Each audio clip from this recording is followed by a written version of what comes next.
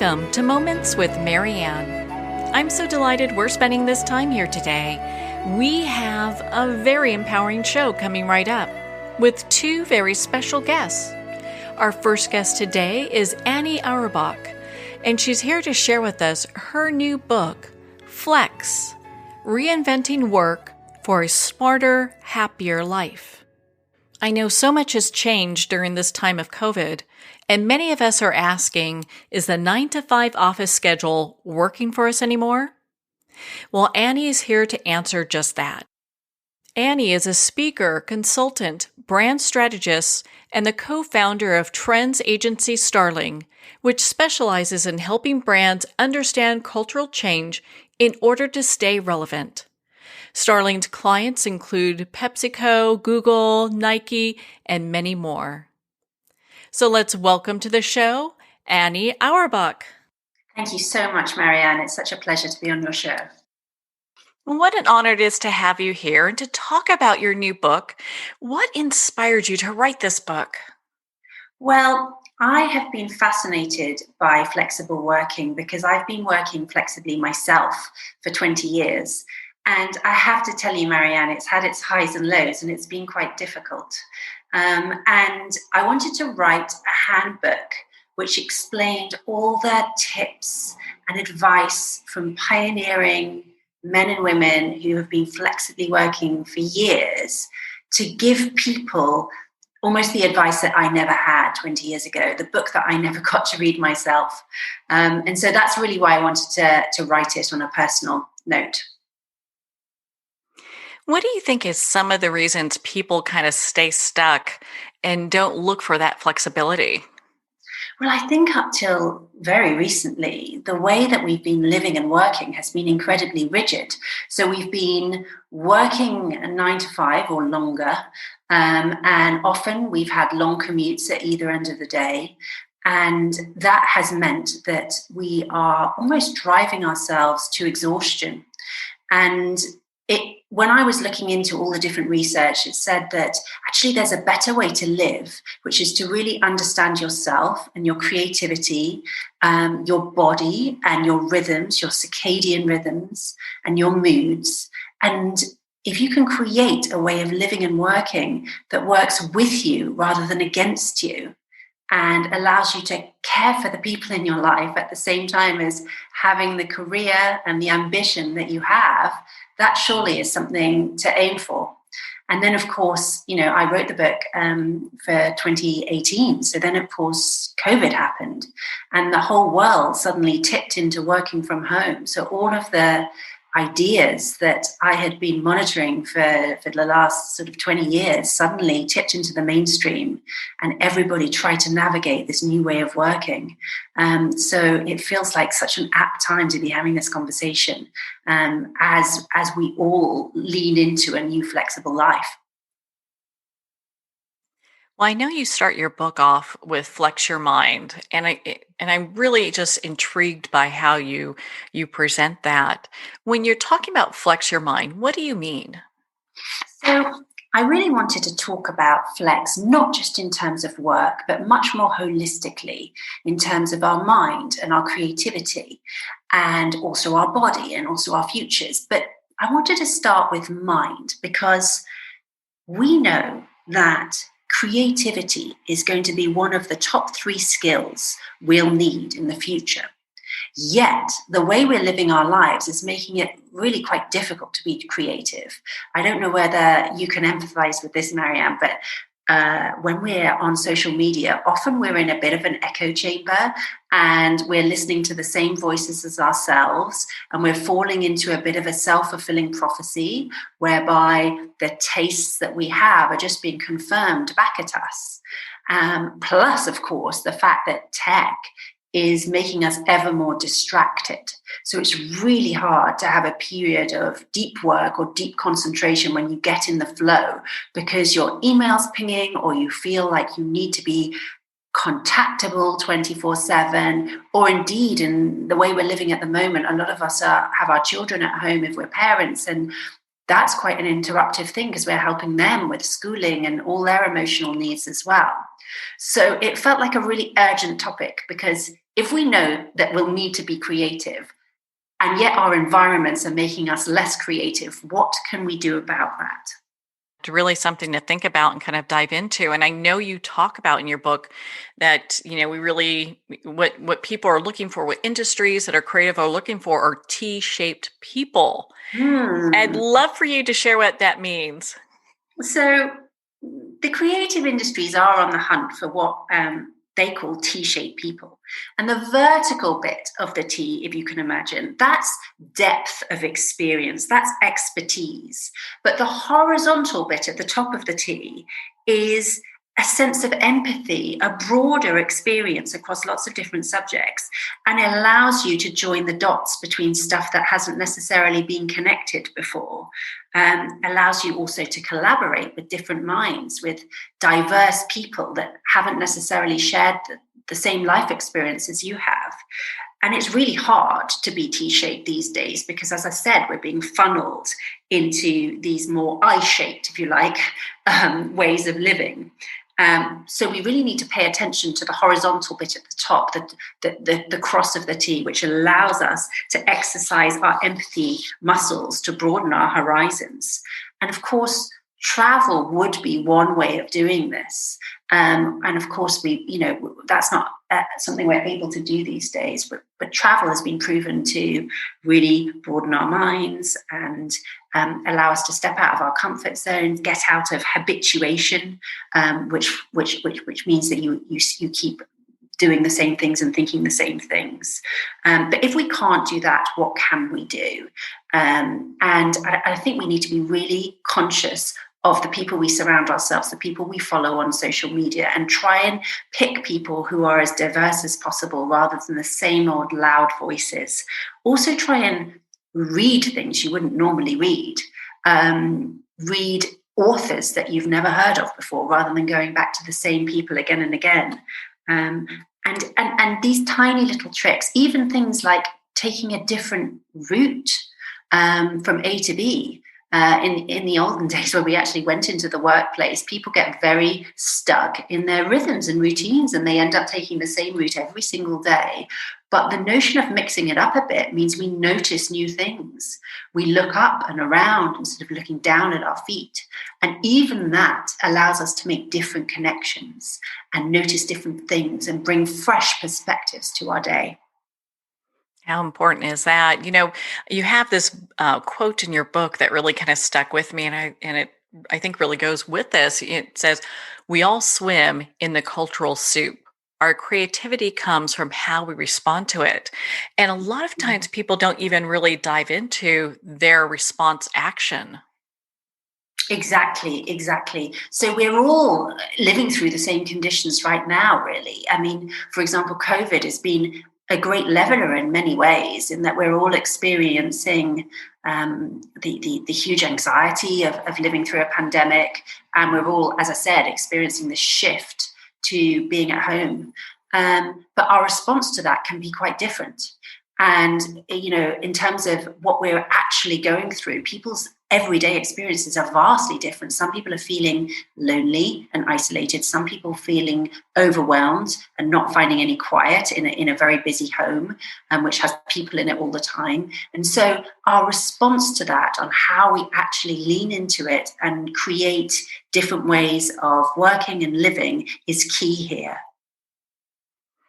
So, in your experience with all the people you've worked with, do you find that women have a more difficult time flexing their work, or is it mostly men? No, I think you've hit on a really interesting topic, Marianne, because despite women often being the pioneers of flexible working, and those that were really pushing the boundaries, partly because they had more of the emotional load at home and the child caring responsibilities and caring for elderly relatives and so on. Despite that, they really haven't been the victors of the switch to working from home at all. So all the research says that women are being made redundant in bigger numbers than men. Women are being made furlough in bigger numbers than men. They are falling out of the workforce. And all the huge breakthroughs and progress that women made over the last 10, 20 years is on the cusp of being reversed, which I find incredibly worrying. And also, when you look at it in a softer way, almost about the emotional load at home, who is really managing all of the day-to-day tasks and all of the whether that be housework, whether that be homeschooling, whether that be care in looking after your community. It seems again that women have been doing a lot more of that globally, and that's making them feel more exhausted, more burnt out, less supported. It's a topic that really requires our deep attention at the moment. Is that probably why you hear about women that are really getting burnt out right now? It's just they're not really being able to invest in being able to have more of a flexible life altogether? I think so. I think I actually wrote a chapter in the book which was Flex in the Home. And that felt a bit counterintuitive at first, because I guess when we think about flexibility, we're always thinking about work flexibility, maybe working part-time, or maybe being able to work in a different location from a central workplace. But home for me felt so important, because if we don't have flexibility at home, what real gains can we make at flexibility in the workplace? And what I mean by that is understanding the different dynamics that go on in people's home lives, in people's private lives. And that will change over time, right? So, it might be at certain points in our lives we're super expansive and we've got really loads of ideas. Maybe we want to do some side hustles. Maybe we want to do some charity work in the side. Maybe we want to have lots of different parallel things going on in our life. And we might need flexibility in order to cope with that. But then there might be other things going on, because life has a habit of throwing curveballs in our way. Maybe a relative gets ill. Maybe our relationship is on the rocks. Maybe our teenager needs our attention. And sometimes you don't feel expansive. And in fact, you feel like you need to concentrate more on being able to lean into what's happening in your home life.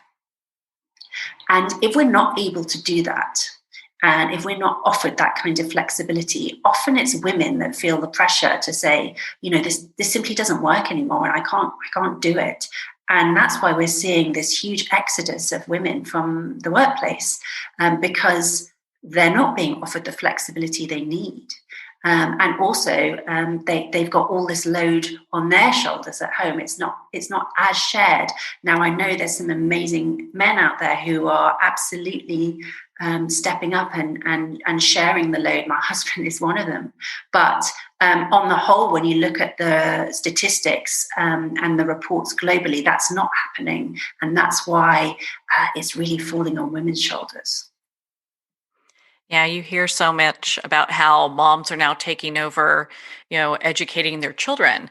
When it's like, when they probably already had an overfull plate to begin with, and now education's part of it. And we all appreciate our teachers right now, by the way, too. So much. So much respect for them. Yeah. Well, and I know you have so many stories in your books, your book in regards to people that have really flexed their life in one way or another. Do you have one you can share with us? Yeah, for sure. There's a wonderful lady called Amelia Tarode who I interviewed, and she is the founder of a creative consultancy called the Form Break Collective. And she had been working in a particular way for a long time. So she'd been working for ad agencies for about 20 years. And she had been working very long hours. And at this time, she had a time to think about how she wanted to live and work, because very suddenly and very sadly for her mum was battling cancer, and she took time out to look after her and care for her. And she told me about the process that she went through. And she thought, there must be another way of working. There must be another way of spending your time wisely and smartly. And she talked about a Martin Luther King quote in which he talks about the fierce urgency of now. And she says she felt that very, very deeply. So she founded a new business called the Form Break Collective. And it has flexibility at its heart. They value impact rather than input. So in other words, the bums on seats, the amount of hours that you put in. And they have no HQ. They've got a flat hierarchy, and they've embedded that way of working into very, very sort of deep into the fabric of how they work, which means they're able to have access to all this fantastic talent and work very creatively. And I found that very inspiring. And actually, I set up a business with my partner, Adam, and our business is called Starling, and it is a cultural insight agency. So we look at the big societal trends that are happening all over the world, and we advise brands on how they can be more relevant. And we embedded flexibility very much in the way that we work. We actually take the summer off. So we work 10 out of 12 months a year.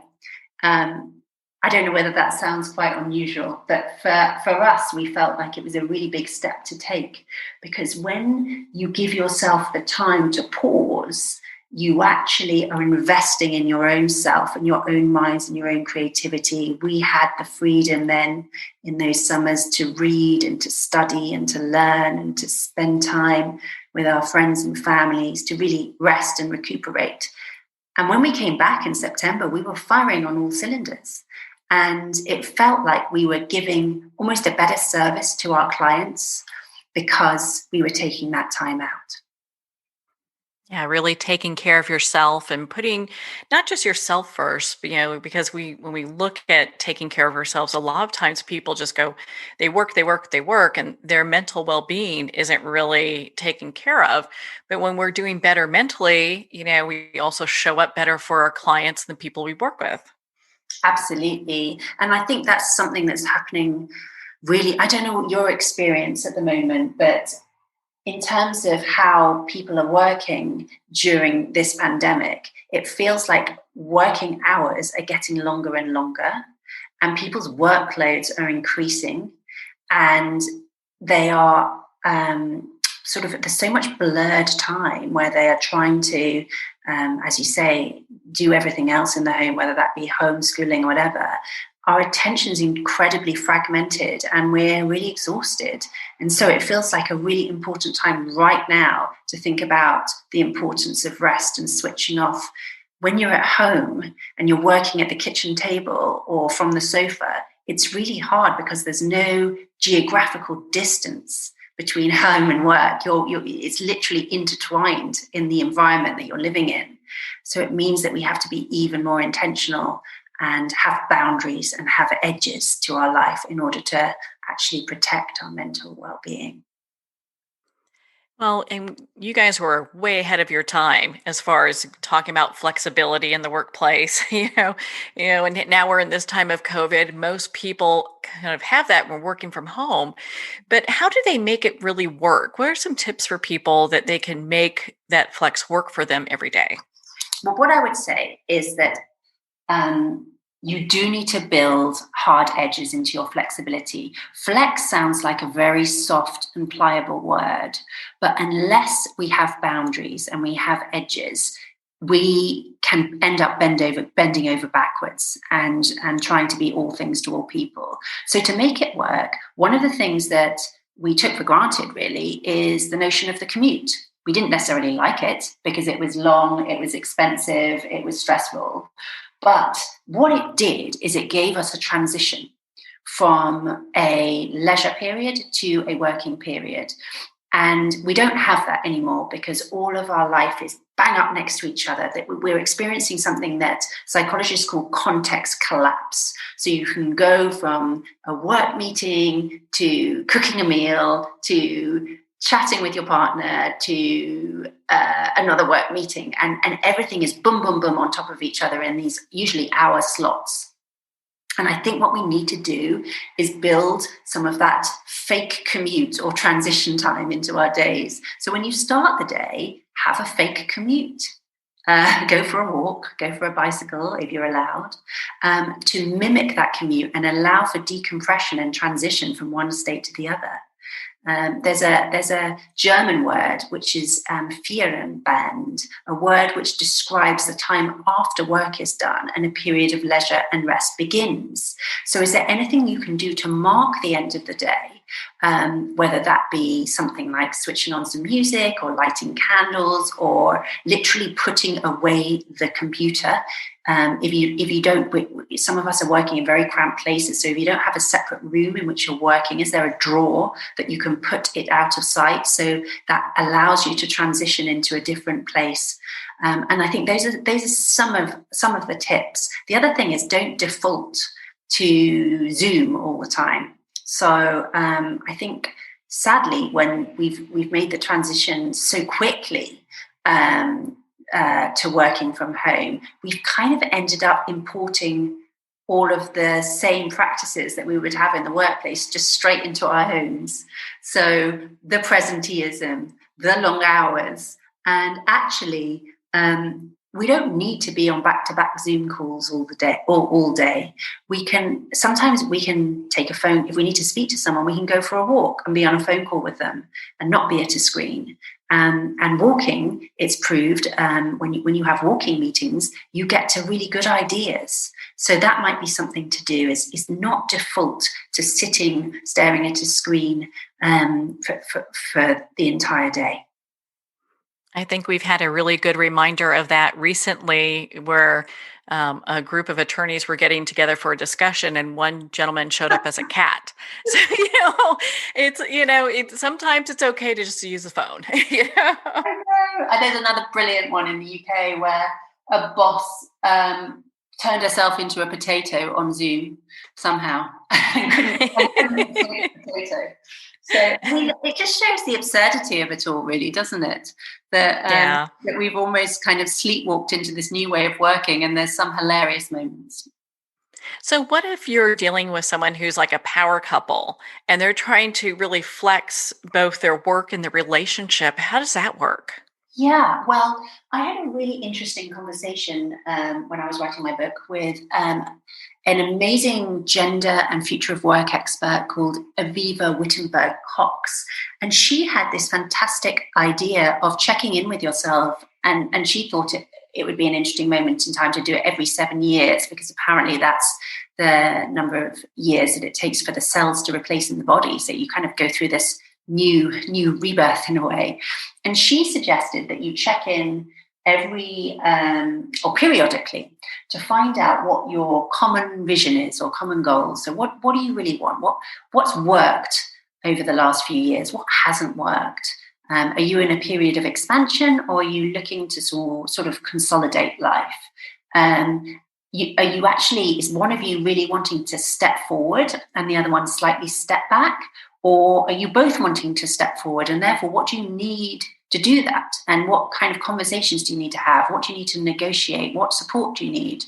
And I think that it's not really a habit for most of us to have these types of conversations. We're not really told how to do it, because most of the time we're just in the everyday. We're in the now. We're sometimes firefighting, really, to get stuff done and make sure everybody's okay.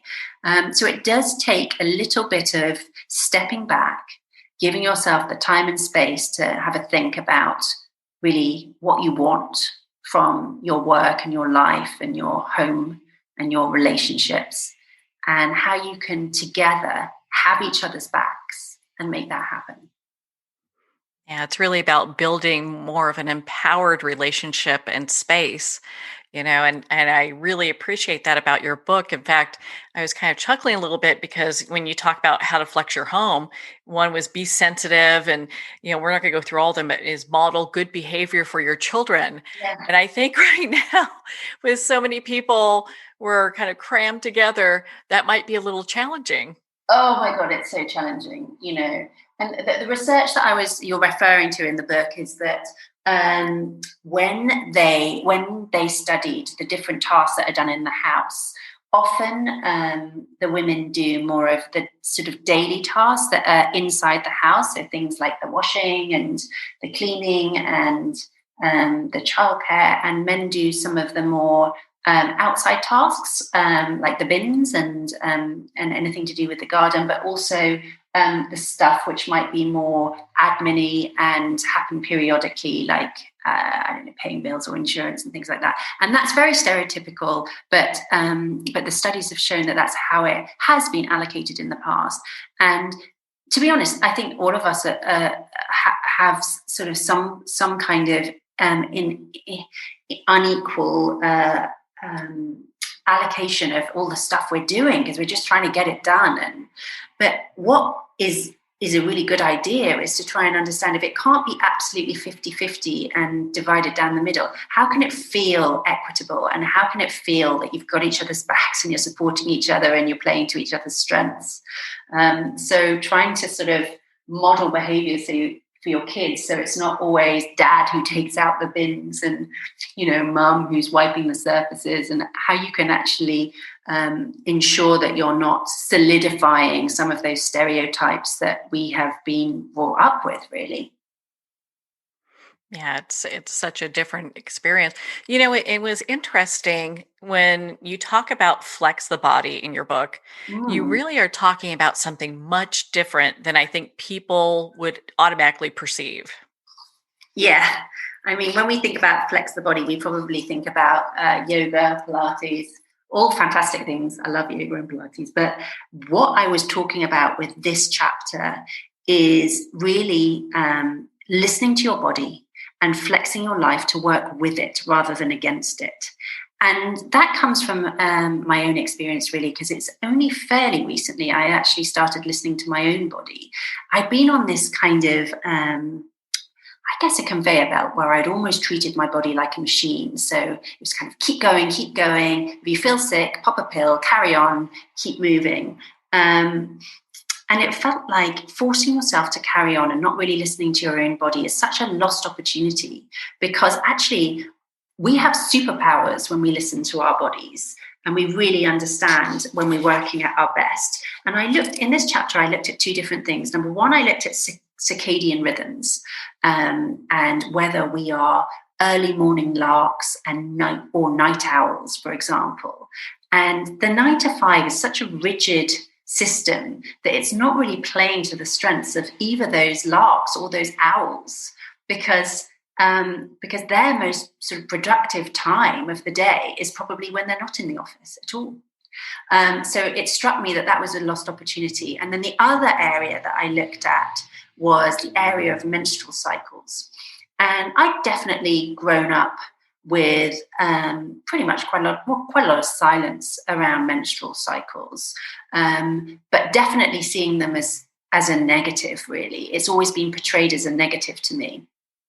Whereas actually when I started to really understand what was happening in the average month, and the fact that actually we go through 4 seasons, you know, spring and summer and autumn and winter, in our cycles, and those have very different emotional and physical states to them, it made me think, gosh, well, what if I was able to flex my monthly schedule so that I could be more in tune with my cycle? And when I was at my most confident and my most energetic, I could plan certain events or meetings. Of course, it's not possible all the time to do that, but even to be aware of it felt like you're on the front foot.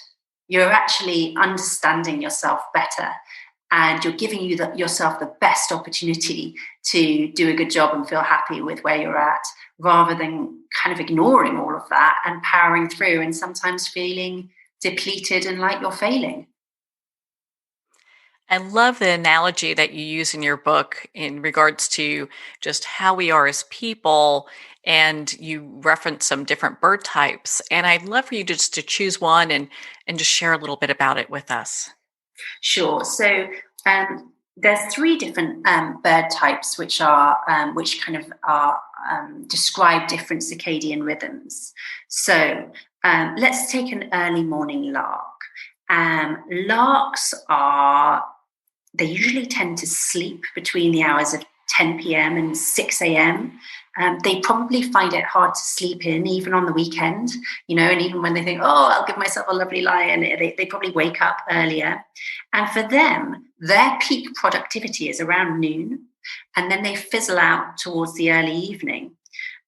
So you as a lark, let's say, could fit in your morning exercise before the day gets started. And you should probably do your most challenging work first thing, because that's when you're firing on all cylinders. And in the afternoon, when you're starting to slow down, that's when you can do more administrative stuff and stuff that doesn't require as much creativity. And then, stuff like networking after work, when we still did stuff like that, that's not fantastic for the larks, because they're actually starting to get tired and they're less sociable then. So maybe for them, social activities could be earlier in the day, like lunch or coffees, and less at the later. And all of this stuff really, it makes sense when you start to think about it. But I think it's very ignored in work culture. We're assumed that we're all the same, and we all fit into one template. And we know that's not true. And in fact, we know that workplaces that have a more inclusive vision and allow more diversity are actually better workplaces in terms of making better decisions and coming up with better ideas and being more innovative. So allowing people's differences to be strengths and allowing them to play to those strengths feels like a real breakthrough. Yeah, that can be such a win-win for so many people if we're really, kind of focused on the people, and it gives them the opportunity to be there present and do such a great job. Yeah, absolutely. I mean, all you want really is the trust to be able to do what you need to do in the way that best works for you. And that seems like a little thing, but it is quite a big change to how things have been. Well, Annie, I really loved your book, Flex, and I thought it was a great read and so informative. Where can our listeners connect with you and be part of your community and learn more about your work? Oh, thank you so much. You could have a look at the work we do at Starling at starlingstrategy.co.uk. And I'm on Twitter, Annie Auerbach, and Instagram as well. So please do drop me a note and tell me how it's all going in your flexible worlds. Well, Annie, thank you so much for taking the time to be on the show with us here today. Absolute pleasure. Thank you so much for having me. It's been such an interesting conversation. Well, thank you, Annie. It has been such an honor to spend this time with you and to talk about your new book, Flex, Reinventing Work for a Smarter, Happier Life. Flex is available at Amazon, Barnes & Noble, and all indie retailers. And if you don't see it on the shelf, ask for them to order it. And of course, you can get that on Kindle. If you'd like to connect with Annie, you can at starlingstrategy.co.uk for more information. Well, you'll want to stay tuned for our next special guest, Dr. Dravon James, who's here to share with us how do we find refuge in the storm. On that note, we're going to pause here for a quick break. You've been listening to Moments with Marianne. We'll be right back after these messages.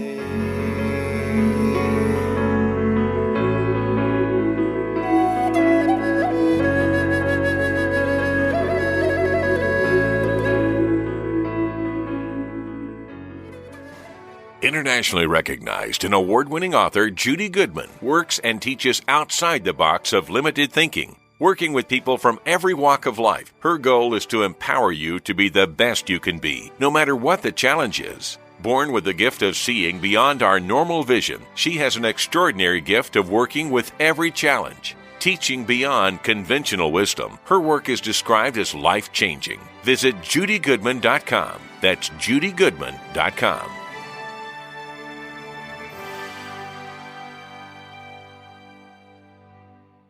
There comes a moment when you realize you're somewhere special, when you discover that each beautiful creature that you see has been rescued from a life of absolute horror and brought to this incredibly free place. Here's where their lives were forever changed and where yours will as well. Discover over 500 tigers, bears, and lions at the brand new visitor center at the Wild Animal Sanctuary just outside Denver. For more information, visit wildanimalsanctuary.org. Discover true freedom at the Wild Animal Sanctuary.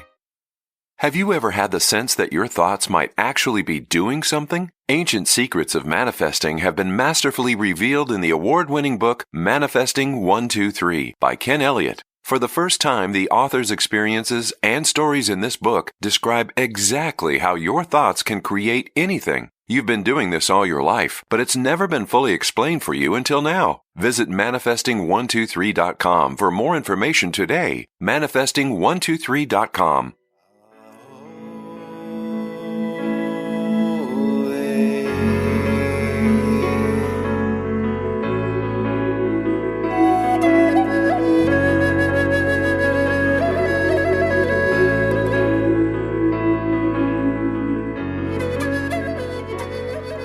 Welcome back to Moments with Marianne. We're here today with our next special guest, Dr. Dravon James, who's here to share with us how do we find refuge in the storm. Now, I know many of us are asking, is it possible to find refuge in the storm of life? And whether you're going through a major life crisis or managing day-to-day struggles of the pandemic, Dr. Dravon has a prescription to support you in finding the peace, strength, and resilience to weather any storm with beauty and grace. Dr. Dravon is the founder of Everyday Peace, the host of Everyday Peace on Unity Radio, an inspirational speaker and life coach, and the author of Freedom is Your Birthright. As an inspirational speaker, her goal is to educate, empower, and inspire others to build the life of their dreams, no matter what shows up in their lives, good, bad, or otherwise.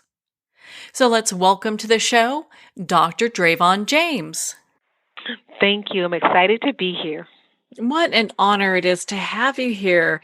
And my goodness, I think we all need to have a little discussion. How do we find refuge in the storm? Because right now it seems that that's all that we're kind of going through.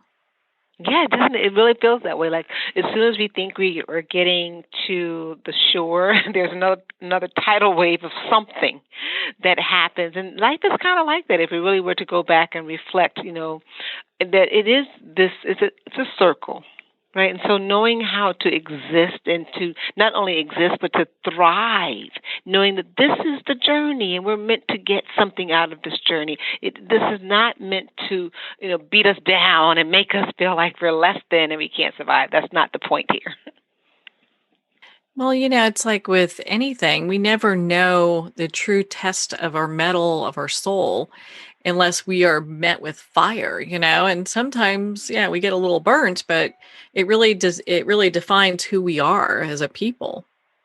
It really does, and there's something, my organization is called Everyday Peace, and I got to tell you that the definition we use for peace is wholeness, completeness, nothing missing, nothing broken, totality. So in that definition, which I absolutely love, it's not mine. I picked it up somewhere years and years ago, and it just really resonated with me.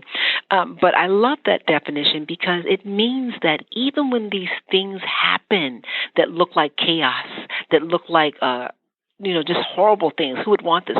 Even when that happens in our life, we can see that it's part of the wholeness. Why? Because it happened. It's part of the puzzle here. And so knowing that with this piece is wholeness, that happens and it's part of the puzzle and we're still whole. And that the second thing we focus on, or maybe equally as important, is that everything that shows up in our life, the good, the bad, and the in-between, every single thing that shows up in our life has shown up for one reason. And that reason is to bow down and serve us as we consciously create our next level of greatness. When we look at it that way, my goodness, how empowering is that? Right. So then you say, well, my goodness. And you look, I loved Greek mythology when I was in high school. And I would always think of like these, these gods up on the hill saying, oh, I see they've handled that, but can they take this?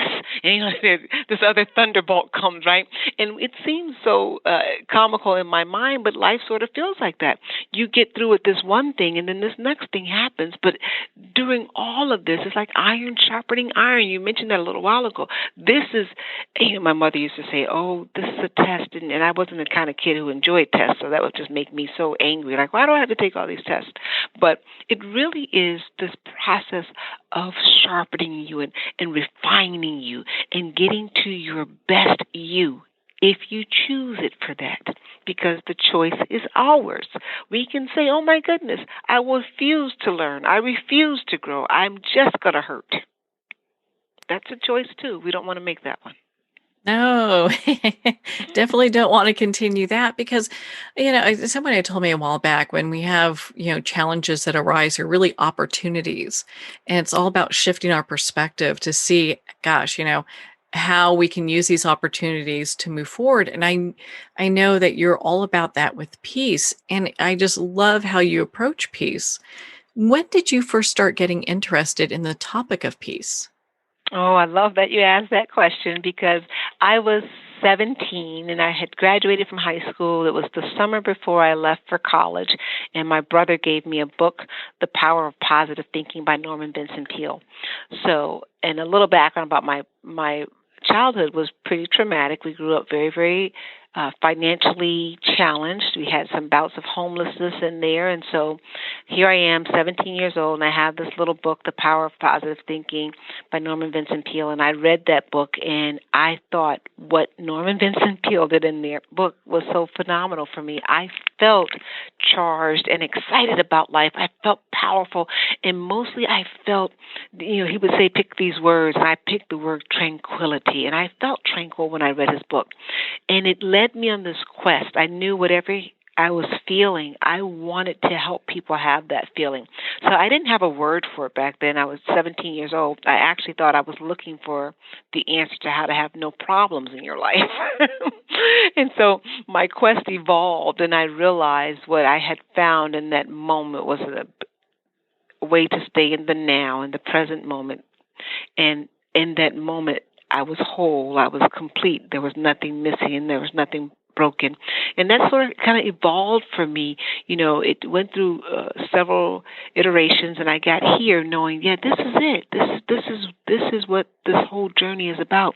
And can I stay in this space of remembering when the world is chaotic, when my body is in pain, when my love life is falling apart, when my children are, behaving like someone else's children, And can I remember in this moment that I am whole, that this too is part of the wholeness. I'm still safe. So that's, that was how it started for me. And that's really where this whole process remains for me today, is helping myself to remember this, helping others to remember this, and growing from this space. That's beautiful. My goodness. When you talk about being whole, what do you mean by that? Because I think some people are like, well, my checking account's in the negative and I lost my job in the pandemic and I've gained weight and, now I have pains that I didn't have before. How can they get to this place where they feel whole? Well, just by acceptance, because really that is part of your whole story, right? And sometimes we believe that our story should look like this. I remember when we were homeless and thinking, well, I should have, like every other little girl, a place to sleep tonight. I should have that. And that should have would cause me to be very, very angry sometimes, and at the very least disappointed. And then sometimes to try to move into denial. I pretend like, oh, maybe I do have it, But once I got to the point that of accepting, and my mom would help us to accept that this is where we are in this moment. Doesn't mean we're going to stay, but you can't move from where you are to accept where you are here. You can't move to your next level until you say, this is where I am now. So for all of those things that you just mentioned, and every last one of them is painful to say, well, I am without a job, I'm without money, I'm without health. It's painful, of course it is, to the physical journey, but it is something about being in that moment and saying, yes, I am without this, I'm without shelter, and yet I am. I am without shelter. So I am here, I'm still existed. The absence of shelter hasn't destroyed me. The absence of finances in my bank account, though very difficult, has not destroyed me. I am connected to something that is bigger than all of this. Let me harness my energy with that. Let me do me plus that, whatever that is. And find peace in that moment of acceptance and awareness. And then the situation, your anxiety, your ego can subside and rest for a moment and let creativity start to work. You really see when people are in that moment that there is that peace that resides there. If you could just be within that moment, regardless what's going on around you, there is a lot of peace there. Oh my goodness. And if you have to rant, rage, and scream and all that, you do that. You cry. Because guess what that does? It brings you to the moment. Right here. It brings you into focus. And you let that spill out of you. And then you realize, even after all that, I'm still here. I am. Right? I'm still here. And then in your consciousness, now I'm waiting for some solution. Now I'm waiting for some next right action. It could be something as small as I can't tell you how many times my mom would say, let's just walk down this street, or let's just go over to this person's house that I maybe met a month ago. And they'd say, oh, come on in. I just cooked this to eat. We hadn't eaten all day. Right? Or why don't you guys stay the night? Just when you get present and you get to this place where there is no shame in me feeling fear. There's no shame in me feeling angry. There's no shame in me feeling sad. In this moment, to accept everything opens you up to experience the best of what life has for you in that moment. Do you find that people get stuck because maybe they're not trusting that if they surrender and find that moment of peace, that, that maybe they're afraid of giving up control, or, there's something that they don't want to give up? Yes, because we all believe that we have that sense of control is such a false sense of control, right? We believe that we have this control, whether it is a job. We believe if I continue to do a great job, then the work won't go away. If I continue to behave properly in my marriage and do the best job possible, then the marriage won't go away. If I continue to do, we have this false sense of control that we like because the ego wants to believe that it's safe at all times using false things. When we decide that we let go, in the letting go and saying, I'm in a space of accepting. I know I won't understand everything. I know everything won't even feel comfortable. Heck, it doesn't always feel comfortable when I'm trying to control it. But if I let go of the control and say, I want to find my peace, my safety in the curiosity, the same things will probably happen that were going to happen when you thought you had all this control. But now you don't have all the invested anxious energy in that moment. You're more taking on a position of, I'm curious. I'm curious what's going to happen here. I'm going to do my best, but I'm curious of what the outcome is going to be. Not I'm trying to control the outcome. Mm-hmm. That's so powerful. And it's interesting, when we get to that place where we're like, from, just reading information and your book and listening to some of your talks, it seems like when we get to this place of surrender, that's where the magic really starts to happen. Oh, I love that you use that word, right? We're so afraid of that word as adults, right? The magic does happen in surrender, right? It happens in gratitude, right? When those are magical acts, surrendering, letting go, that opens your chest up. Even when you say it, in the pit of your stomach, you may get these butterflies that feel like fear, but your chest starts to expand, almost like you could take wings and fly, because in the letting go, you become weightless. In this sense of unbothered, not unconcerned, just willing to be present. Right? And in the gratitude, of course, there is this sense of appreciation for everything, even the things that we don't understand, the things that we believe are bad. We love those labels, bad and good. The things that don't make us feel the way we want to feel. To become appreciative that, yes, I can feel this. I can. Just the act of being able to feel this. I am aware that I would like for this to be different. Become appreciative of your awareness. This gratitude and surrendering are magic. They do so much for us that is almost words can't express, because our outside world is really determined by the condition of our inside world, that perspective that you mentioned earlier. Having a perspective that says, I live in a friendly environment. Now, some things may happen that don't feel friendly, but they've not happened. They've not occurred to destroy me. They've occurred to strengthen me. I'm going to let go and become curious about how that's going to happen. I love that. I know you talk about how resisting the storm takes up valuable time and can create even more tension in a bigger storm. What do you mean by that? Oh, just like when you do resistance exercises, right? You resist the exercise, and that muscle gets stronger and stronger and stronger. And so you're drawing in something. Whatever you're resisting, you're putting a lot of energy into the process of resisting.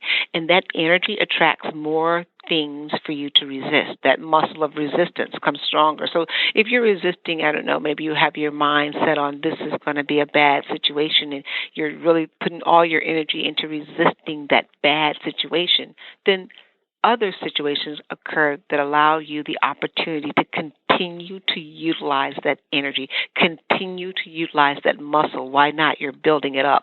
A better way of doing things is to lean in with this curiosity, almost like a childlike curiosity, and this sense of, wow, adventure. Wow, it doesn't mean that you want it to happen, but I wonder how this is going to turn out for my good. This is going to be exciting to see how this is going to turn around. Then you're using a different process, right? The energy that you're putting out is this wonderful curiosity, and it draws more of that to itself. This lightened spirit, this lightened energy, this happiness almost. And not that you're happy that it's happening, but you're happy that you can be curious about it. So resistance, remember, only brings in more stuff for you to resist. Leaning in and becoming curious about that changes the energy. And it's a very slight change. If you think about, watching a movie, and I do this a lot with my life, I often say, wow, if this wasn't happening to me, it'd be hilarious, right? But, I lean in and I say, well, I wonder what she's going to do next, that she is me, right? I wonder, and that changes it. It takes all that weight off me, and I just become curious. I just start watching Dravon, and then I watch her start to relax and start to surrender, and I start to allow. And then the magic is, my eyes open up, my creativity opens up, and I can see and feel solutions that I didn't know were right there all the time. Oh my goodness, that's so powerful. And it's interesting because a lot of it's just like it's making these small shifts that make such a big deal. And I know one of the things that you teach on also is the power of our words. Yeah. Words are everything. It's what we're using right now. It's what we know how to communicate with. And the only person who hears all of our words are us, right? So that self-talk is so very important. A lot of times we use our conversations with ourselves. We use that time to scare ourselves or to put ourselves down and to remind ourselves of our so-called past failures and how inadequate we are. And just becoming tuned in and listening to what you're saying to yourself on the drive home or the commute home, or, when you're doing the laundry or whatever your activities are, or when you're scared about the next project or you're watching the news. What are you saying to you about this event? Are you self-soothing and saying to yourself, well, you know what? I think you're pretty wonderful. That was a challenging situation. And you're giving yourself those loving, kind words. I tell people that when I coach people, I say, act as though you're talking to your middle schooler. Because middle school, I had two. My children are now 20 and 17. But when they're in middle school, that's that tender age where they're trying to figure it all out, and they begin to realize there are some really mean people in this world, Mommy. And so you sit there with them and you listen. But when your response to them is always empowering. Well, really, did you decide to do that because you wanted them to like you more? You just start talking to yourself this way. Is that why you did that behavior? What about if you did it differently this time? Remember that you want your intentions, your external intentions, to match your internal desire. So when you do this and when you say this, is there a different way you could do it? That's a lot different than saying, see, you blew up again. You just can't handle conflict. Your inside takes it differently. We cannot advance as individuals through self-criticism. It doesn't work that way. Our ego is way too fragile for that. It puts up a wall, and it can hear you, but it can never improve that way. It just gets scared and it digs its heels in. When you affirm yourself and say, hey, I understand, but what about we try this? It doesn't mean you excuse behavior that you don't want to continue to have. You just approach it differently. You use a more affirming self-talk with yourself instead of punishing and scaring and ridiculing. Those tactics don't work, and that, society teaches that, if you punish something, it's going to get better. It's just going to get scared, and when the ego gets scared, it performs in a way that is performs self-harm instead of self-help. So how do we end up restoring trust in ourselves if we're at this place where we're kind of in battle with our ego? Oh, yes, and we shouldn't battle our ego, right? The ego really, and I want to give you this very clear example, the ego is like a 2-year-old, which are so adorable, right? It is quick to realize when something is wrong, and it tries in its very 2-year-old intellect to make it right. So if you ever had a 2-year-old and they had a toy and you took it out of their hand, they know that that's wrong, and they start wailing, right? So the ego's great. It realizes that I think I've been offended, and then it's our job to parent the ego and says, yes, that didn't feel good. It didn't. Acknowledge it. That's you. You didn't like that. That's okay not to like something. It's okay to feel angry about something. How you approach it, we're not going to let the ego give us our solution. We're going to then assure the ego, and I talk out loud to myself all the time, I'll take care of this. I'll handle this for us. Right? How am I going to do that? I may not know right now, but I want you to relax. We're going to take care of this. Maybe I need to get a walk out in fresh air. Maybe I need to have a nap, cold, glass of water. But what I don't want the ego to feel is though you, ego, have to resolve this issue. The ego doesn't really want to do that. It really just wants you to know that it's offended. It's scared. It feels unsafe. Will you just please, sometimes just acknowledging it is enough. Take a moment and acknowledge what you're feeling. That restores trust that everything and everybody is not important than what you are feeling. Doesn't mean you have to act on all those feelings. You just have to acknowledge them. I think that's where people get a little confused because they get these feelings. They're like, oh my gosh, I got to act on these, not really realizing that those are probably just feelings to acknowledge. Yeah, and the feelings are like a thermometer. It tells you whether or not you're in a comfortable zone, you're in a red hot zone, right? It says, oh my goodness, I feel angry, and you need to stop and say, wow, I feel angry. What just happened here? Instead of trying to plow through it, and then you got all these anger signals. You just had one. If you had it, just acknowledge that one, and then allowed your body to tell you what you need. Maybe you need a cold drink of water. Maybe you need 2 minutes of isolation. Go to the bathroom. Move out of the space. Acknowledge it right then and there instead of waiting until you've got 55 of those red flags going at the end of a day, and then you're just red alarming everywhere. Stop and acknowledge, and you'll know when it's time to move forward. Say, oh, this is going to require an additional step. But that additional step will be life-affirming because you took the time to first acknowledge it, that it existed, that I'm having this feeling, I'm having this. And then sometimes it'll be just the acknowledgement, just enough. Okay, we can move on. Just wanted to make sure you saw me. So that's what you talk about when you say that there's enduring peace that resides in each of us, and that's just how we have to tap into it? Yeah, we have to tap into through acknowledging and pay attention to how often we ignore the internal signals. That's all.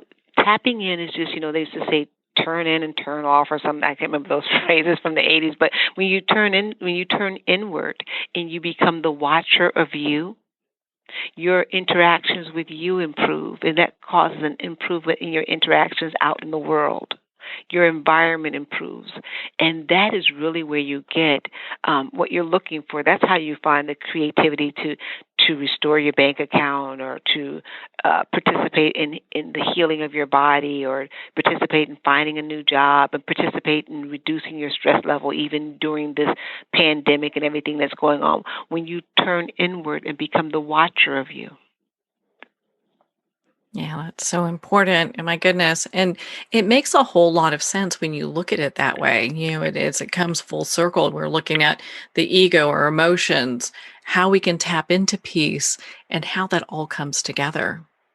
Yeah, and how it's so easy. I mean, it's easy. I call it, simple hard. It's simple, but it's something that we have to practice, and we have to be so kind to ourselves and so forgiving, because you'll hear it and you say, "Oh my gosh, I can do that," and then 5 minutes later, your ego will get insulted.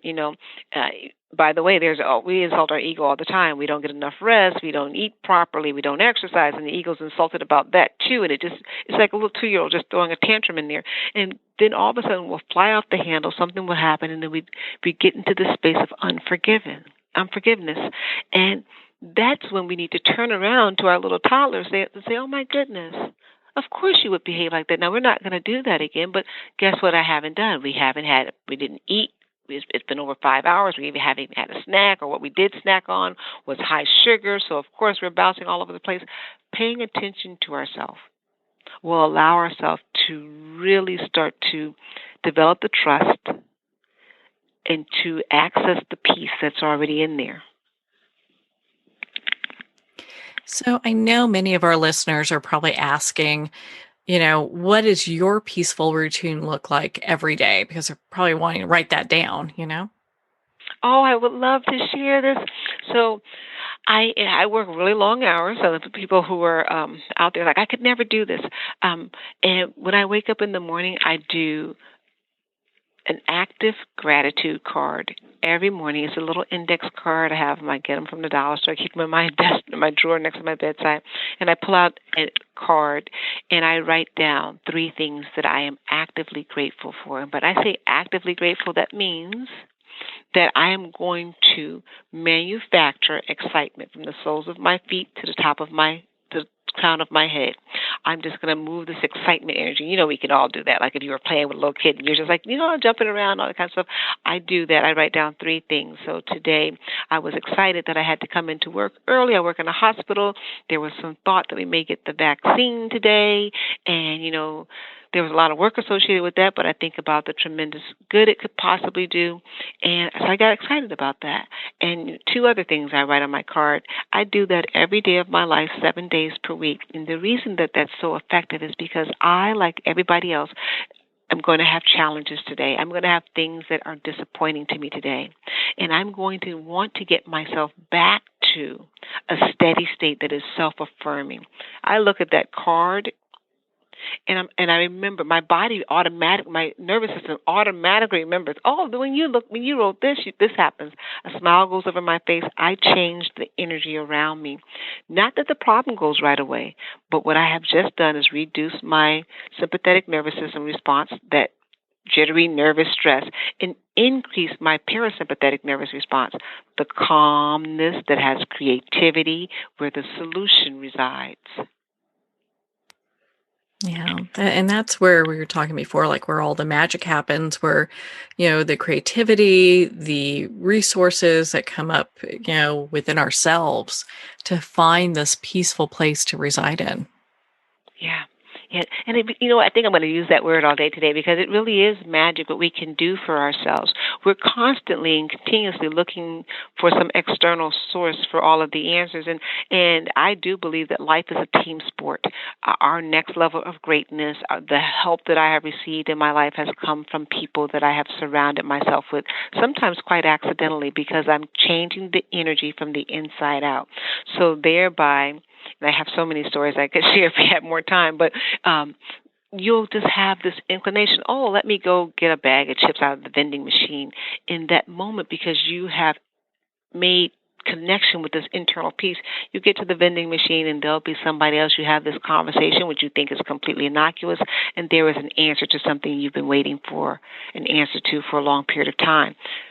This magic is within us, within each and every one of us. We don't have to go looking for it. We just have to pay attention, become curious, attach to the energy that is producing the calmness inside of us. That calmness in the so-called storm is what we're looking for, and that is within us, within each of us.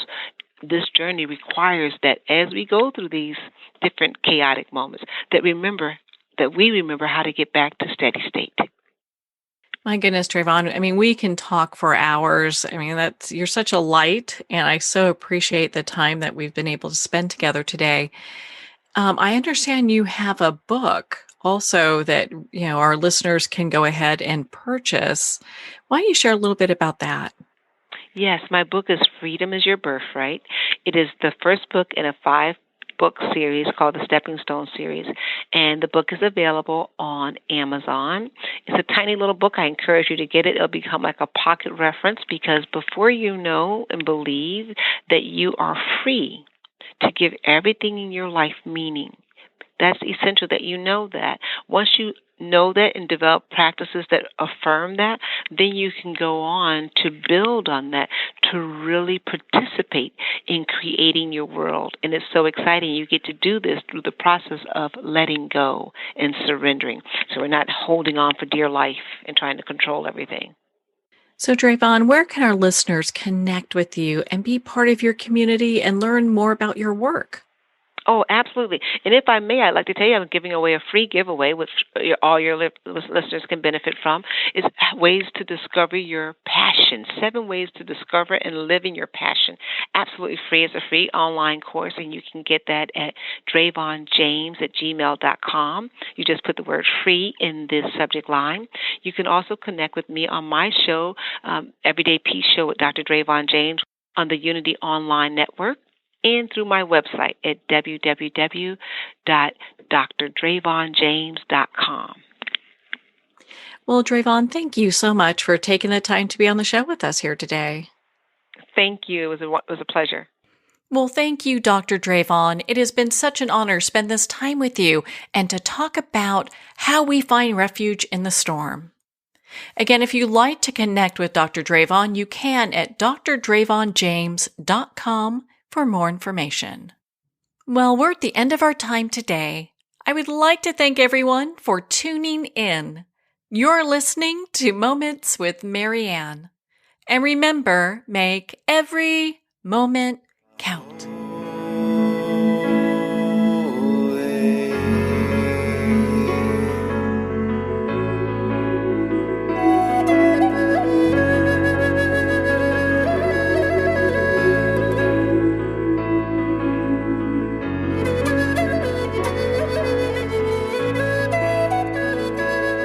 In a single moment, your life can change. Moments with Marianne is a transformative hour that covers an endless array of topics with the best of the best. Her guests are leaders in their fields, ranging from inspirational authors, top industry leaders, and business and spiritual entrepreneurs. Each guest is gifted and a true visionary, a recognized leader in her own work, and while teaching others to develop, refocus, and grow, Marianne will bring the best guest and sometimes a special surprise. Don't miss this. You never know just which moment will change your life forever. Moments with Marianne airs every Sunday, Monday, Thursday, and Friday at 8 p.m. Eastern and 5 p.m. Pacific Time. Make sure to tune in and visit momentswithmarianne.com for more information.